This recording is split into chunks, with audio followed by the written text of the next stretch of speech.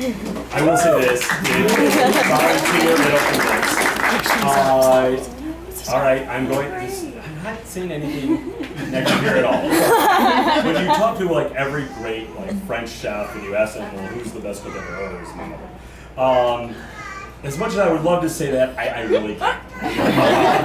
Went to art school, the classic story, got married, moved to Deerfield, which back then is, truly the sticks. And please correct me if I'm wrong, not a big fan of cooking. No. There we go. And at the time, I also was not a big fan of eating. I think probably a lot of hot dogs and like plain spaghetti with like butter sauce is basically it. And then I went to college in New York, and that was really like sort of like opened my eyes to like Szechuan food. I mean, like little things that we sort of take for granted now that we just didn't, it was Don the Cantonese chef, which I think is still there in Deerfield actually.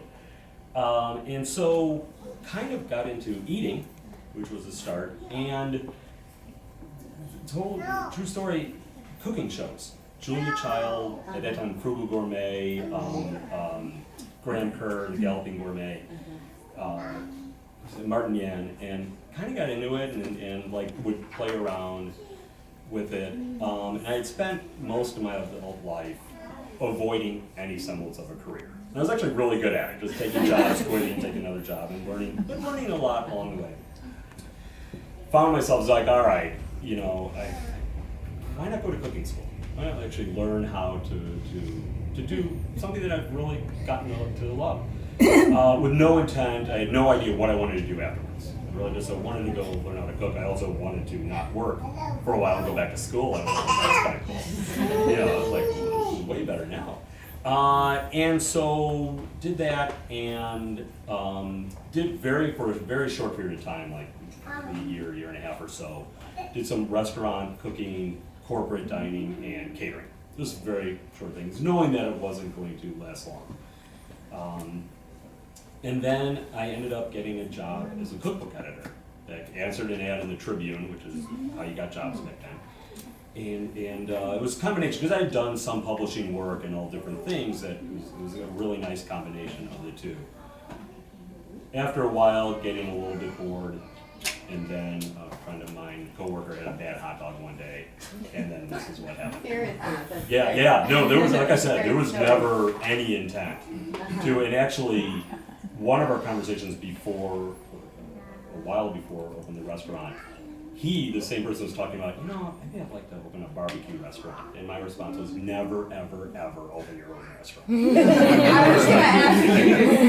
And then he reminded me of that about a year into when I opened. I was like, yeah, that's probably sound advice for you. And I used to pass that advice on to other people who come to me and ask them. I was like, don't open a restaurant. And then I realized, after I realized the person who I told not to over and over was Barry Sorkin, who owns Smoke. And I realized, well, that was really stupid, because I wouldn't be able to go. So since then, I've changed my tune. So yes, open a restaurant. And make it really good, so basically it just, like, these things, I never any intent to do this. These things just kind of happen. How did you pick your California Avenue location, and were you concerned that your Roscoe Village customers wouldn't follow you there? To the latter, yes, although one of the reasons I did pick that location was it was close enough to the old one. It was also a couple reasons. One, it's a mile from my house, not big on commuting. And two, I wanted to find an existing restaurant, because I looked after. Those of you who don't know, we had one in Roscoe Village. There was a really bad fire in the building, not us. So I needed to scout another location. And I looked into building from scratch, astronomically expensive. And for, I also wanted to still have a place where you could eat for $5. And to do that, I didn't also want to invest $300,000 into it and just have this kind of hanging over my head. So I needed to find an existing restaurant, that had the hood space, the hood system, that had the gas lines, that was zoned for a restaurant. and just kind of driving around.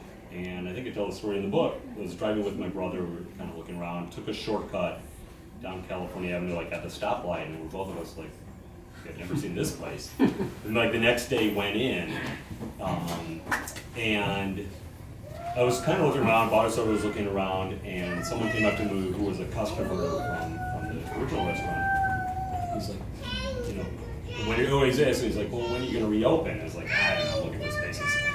And then the gentleman behind the counter, Papa George, says, reopen what? And so I told him the story, and he said, well, what about this place? And I was like, what are you talking about?